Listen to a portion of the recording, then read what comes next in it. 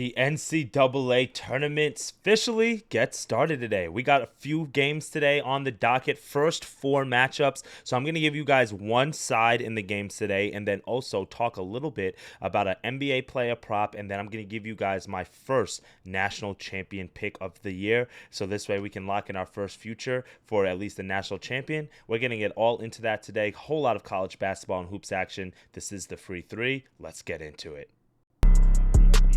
I love it, Noble. Noble, I also love your YouTube videos. I watched them while I was gone. That was fire. But getting paid because yesterday we had a full sweep. Mike going under, that was just icing on the cake. Why are we going to go in such a weak AFC South? Unless we have the NBA Blowout Association. Bang! Knicks take a 1-point lead with 13 seconds. When you hear the sirens, you know what that means. You got barbecue back there, and you didn't invite me. Hurt my feelings. Happy Tuesday and first day of the NCAA tournament, my friends. It is your boy Noble Living back with another DYF Bets video where I'm breaking down my favorite picks and plays of the day as you just try to get to the bag together and make some money. I do apologize about not having a video yesterday. I was traveling a little bit, but after the weekend that we had, I'm sure you guys weren't complaining too much. If you followed us here on the channel or at Noble Living on the Action Network, then you got all of my plays, and we've been absolutely printing here on the channel.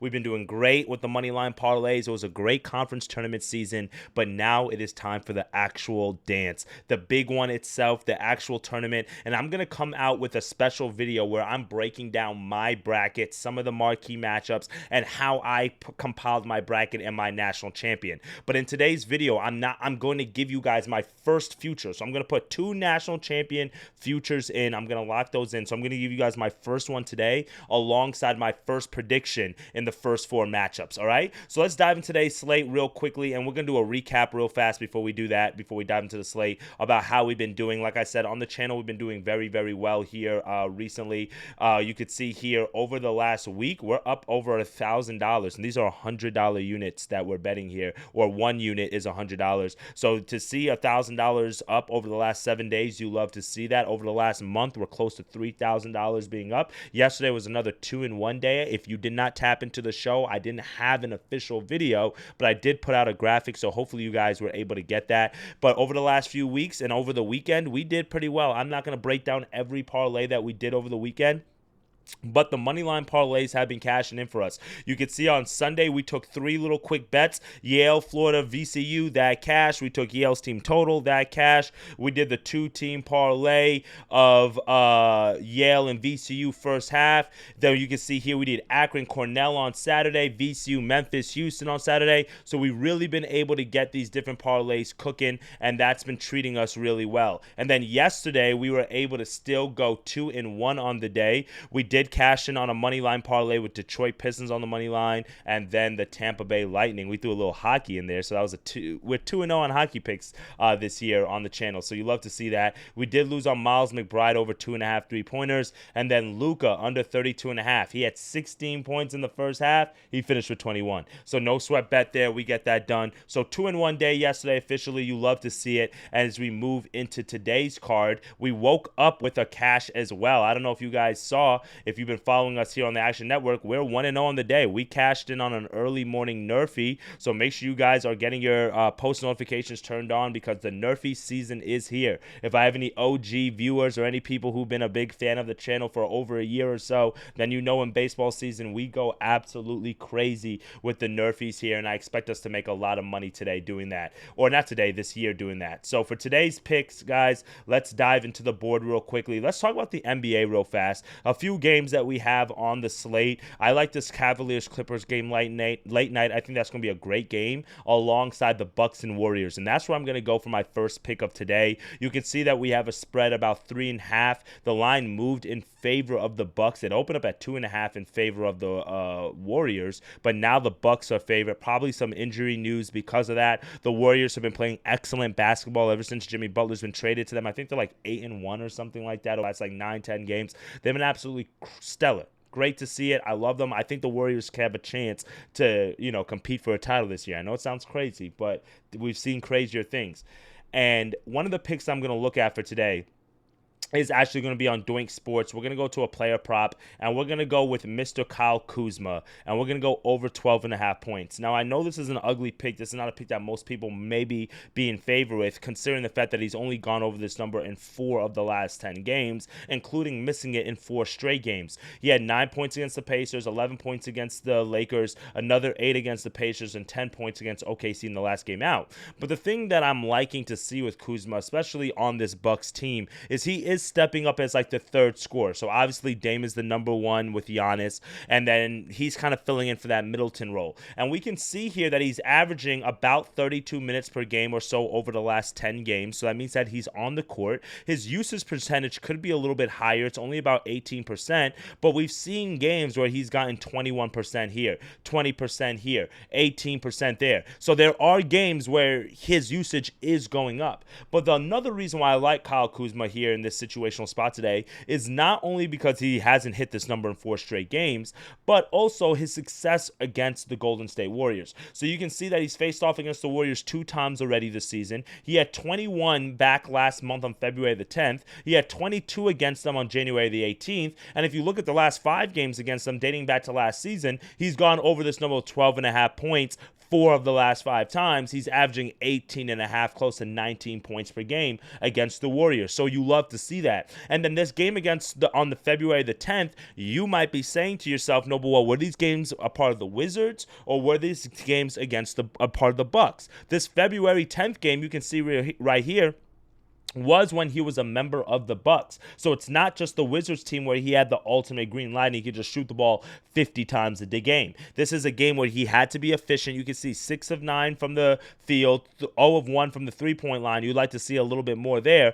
but overall he's still getting but overall he's still averaging about 14-15 attempts per game against the Warriors. And then when you also look on the other side about how the Warriors defensively have been doing against small forwards, you can see that they've given up on average 18 points per game to small forwards. They've gone over this number in 7 of the last 10 games. But one thing that I do like is similar opponents. Michael Porter Jr., 21 points. DeMar DeRozan, 23 points. Danny Avdija, 34 points. OG Anunoby, 29 points. So similar players to what Kyle Kuzma does, which is shoot the 3 ball. You're your third person. Like Michael Porter Jr., he's the third scorer on that Nuggets team. And that's really what the Warriors look to do defensively. I'm expecting Draymond and Jimmy to be kind of focused on Giannis and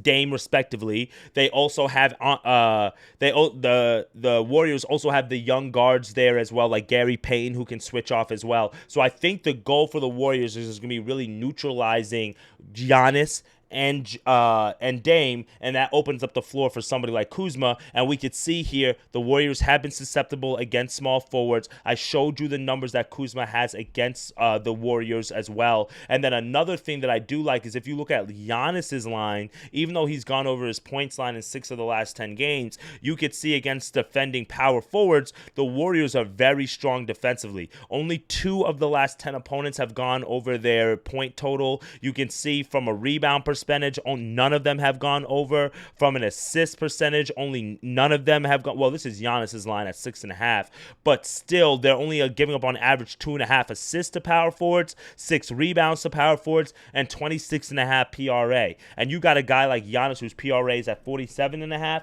I'm not telling you to take the under, but I am saying that I think the defense is going to be heavily focused on these guys, which opens up the floor for somebody like Kuzma. And then I also, last little tidbit here, is when these two teams faced off, I showed you guys the game log back on February the 10th. You can see here the Warriors were, the Bucks, were 7-point underdogs in that game. Well, they did not cover the spread. They lost that game pretty handily by 12, 13 points there at home, though. So for me, even though they're on the road and they're the favorite today, that's a little bit of a head scratcher. So that makes me think that the books think they're going to win this game. And if they're going to win this game, it's either a monster performance from Giannis or Dame, or you have role players stepping up. Kuz, 12.5 points. That's not asking for too much. We're going to lock that in for our first best bet of the day here. Kyle Kuzma over 12.5 points. You can see that we can get that for about, to risk 1 unit. So not too bad.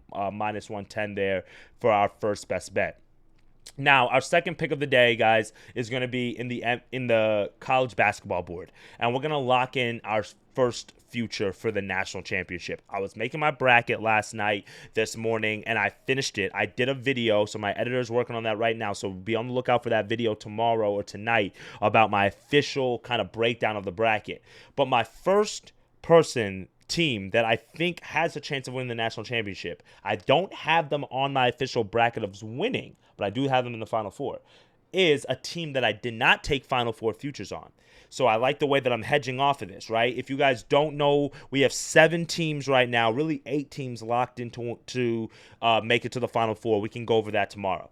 But our first national championship team that we're locking in here on the channel is going to be Florida to win the national championship at plus 380. You can see you get plus 450 on FanDuel. So plus 380 is the consensus, so we're going to do that. We're locking this in for a quarter unit down at plus 380. Now, there are a lot of stats that you guys can read about when it comes down to like national championships and how to draw up your bracket and all that good jazz, right? You can read up on all the analysis and different things. But one of the stats that stuck out to me when I was kind of crafting up my bracket was when you look at the national champion, 13 of the past 17 champions have been a number 1 seed, right? And since 2002, when KenPom started tracking the numbers, 21 of the 22 national champions have finished top 25 in both offensive and defensive efficiency. So what teams fit that criteria? We have Auburn, they're a 1 seed.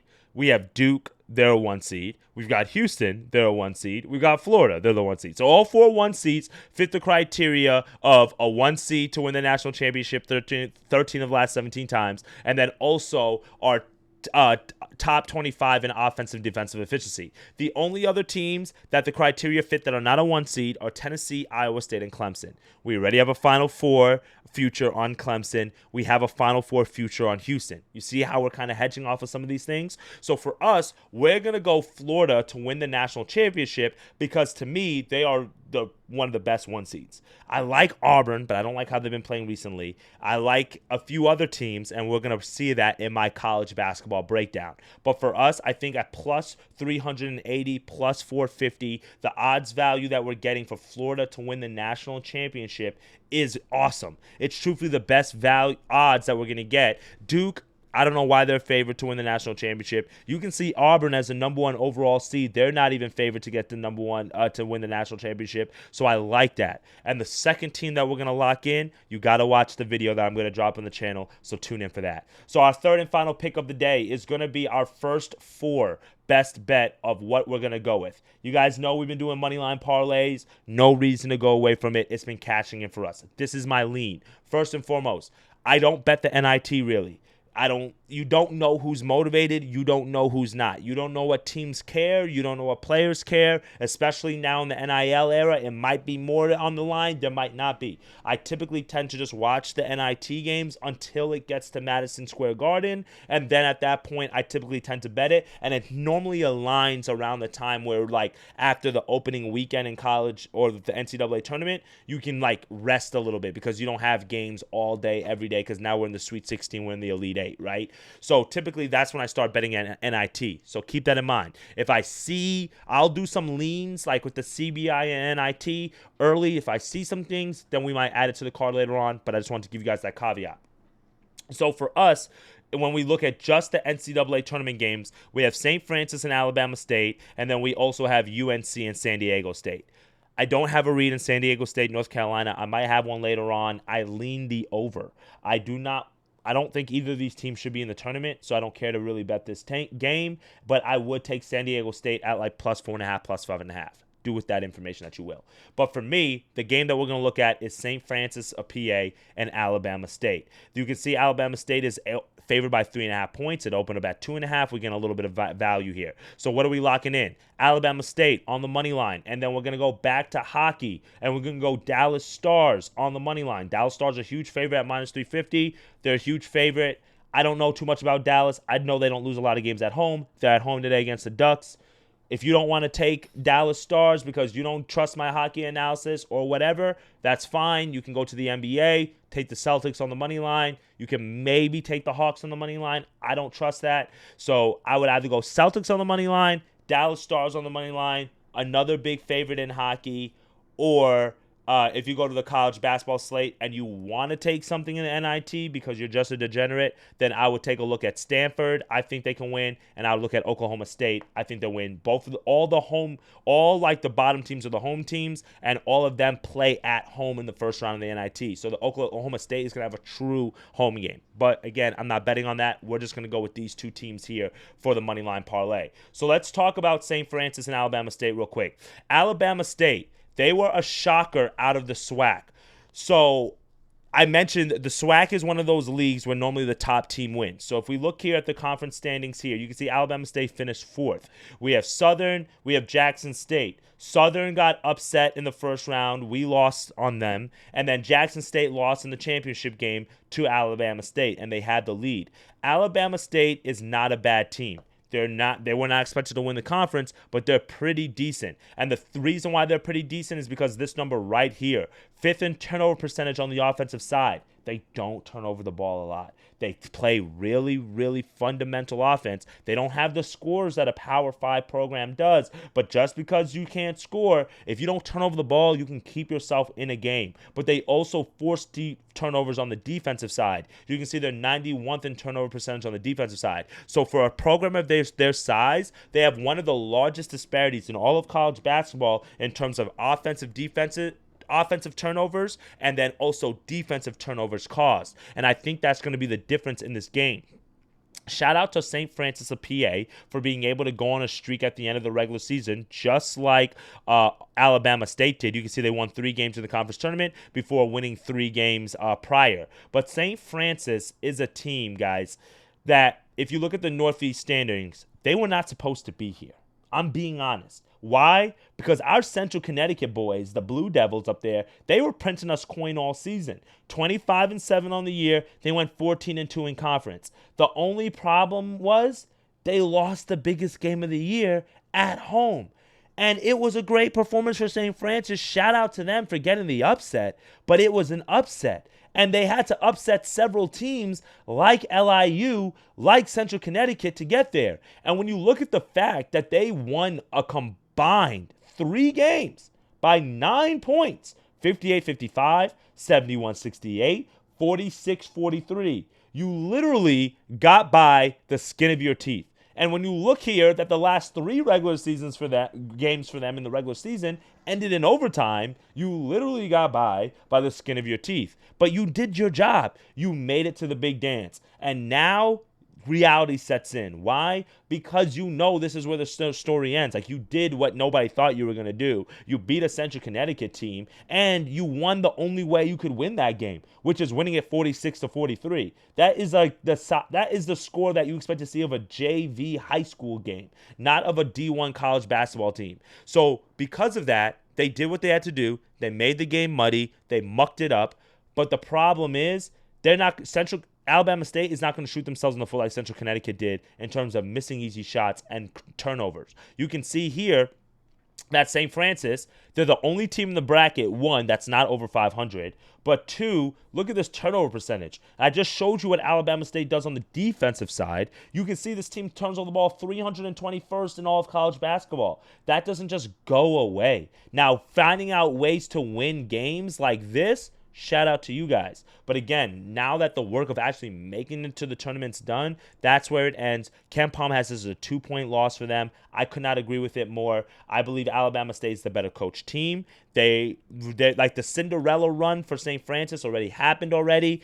Both of these teams, I think Alabama State from a pressure standpoint can surprise a lot of people. So I'm going Alabama State with Dallas Stars. I'm also going to go Alabama State in the first half as well. They're the much better team. I think they can win this game by double digits. So for me, if you want to lay the 2.5, 3.5 as a single play, be my guest. But we're going to lock in Alabama State here on the money line and pair that with Dallas Stars on the money line. And that's really just because money line parlays have been printing for us pretty consistently. So this is what we're going with for today, my friends. Alabama State on the money line, Dallas Stars on the money line. That gets you to plus 100 odds value.